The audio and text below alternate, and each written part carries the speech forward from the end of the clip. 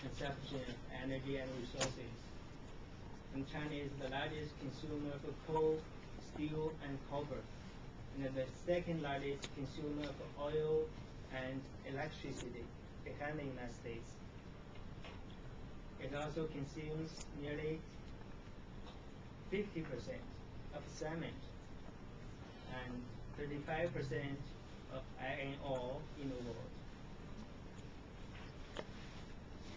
Okay, now we will see the benefits brought by China's economic growth to the U.S. economy. And the first is the cost savings for American firms.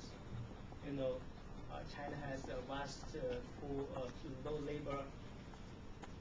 low-cost labor, and that can ensure any industry achieve greater returns. And China's cost advantage translates into as much as 17% savings for U.S. salaries. And last year, more than 83% of African-funded firms reported profits in China. And that means they can repatriate their earnings back to the United States and help the U.S. people to improve their living standards. Okay, one example, KFC. In China, KFC is hugely popular and growing more than 25% a year. It has 2,000 plus outlets that constitute only a fraction of its global presence, but account for a staggering 20% of the company's total profits. You know, because of China has a huge population. And the second benefit is U.S. consumers' access to inexpensive goods and services. American consumers have saved $600 billion in the past decade via Chinese imports, according to Morgan Stanley. This is a book written by Sarah Bogino, a business journalist, and the title of the book is A Year Without Made in China, and it tells the family's experiment of living without Chinese goods. At last, she said, after a year without China, I can tell you this, you can still live without it, but it's getting trickier and costlier by the day. And a decade from now, I may not be brave enough to fight again. The third benefit, the jobs generated by Chinese imports and investments.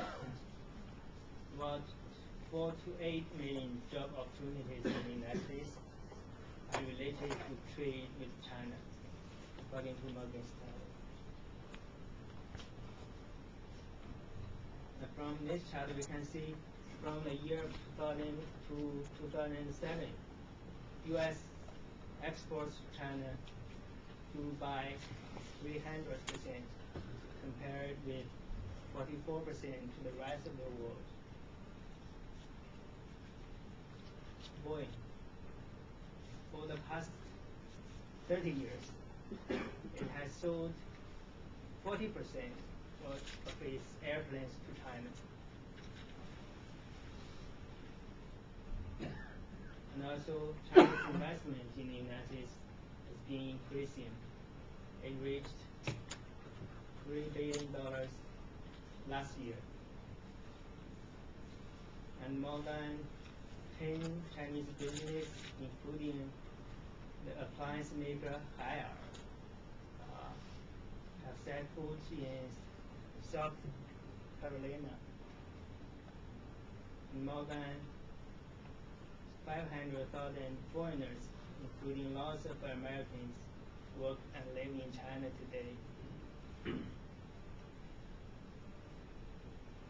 Okay, now let's have a look at some myth about outsourcing production to China. America is losing jobs to China, and it is wrong. Because first, more Americans are employed than ever before.